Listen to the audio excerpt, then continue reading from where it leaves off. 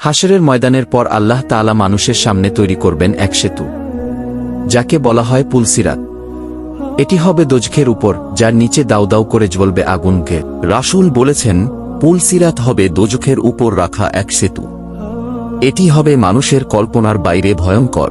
কারো জন্য এটি হবে চুলের থেকেও সরু আর তলোয়ারের থেকেও ধারালো। মানুষের আমল অনুযায়ী তারা পুল সিরাত পার হবে। কারো গতি হবে বিদ্যুৎ চমকের মতো, কারো গতি হবে বাতাস বা ঘোড়ার মতো। আবার কেউ হাঁটবে, কেউ হামাগুড়ি দিবে। আর যাদের আমল খারাপ হবে তারা পড়ে যাবে জাহান্নামে। সেতুর দুই পাশে থাকবে হুক আর কাঁটা, সেগুলো পাপীদের আঁকড়ে ধরে টেনে ফেলবে আগুনের ভেতর। অনেকেই ক্ষতবিক্ষত হয়ে কোনো রকমে পার হবে, আবার অনেকেই চিরতরে জাহান্নামে পড়ে যাবে। কয়েকজন মানুষ আলো ঝলমলে জান্নাতের দরজার সামনে যাচ্ছে। দরজার ওপাশে সবুজ বাগান, নদী, আলো। শুধু তাই নয়, জান্নাতে অঢেল ফল থাকবে।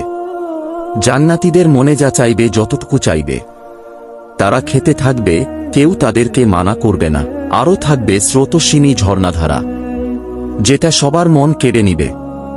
আরও থাকবে ফুলের বাগান, যেখানে নানান রকমের ফুল থাকবে। জান্নাতীরা সেই বাগানে ঘুরে বেড়াবে। কিন্তু এই নিয়ামতগুলো পেতে হলে আমল করে যেতে হবে, অন্যথায় আপনাকে জাহান্নামে যেতে হবে। তো বন্ধুরা, এই ভিডিওটা মূলত শিক্ষণীয় একটা ভিডিও, যা মানুষকে অনুশোচনার জন্য বানানো হয়েছে।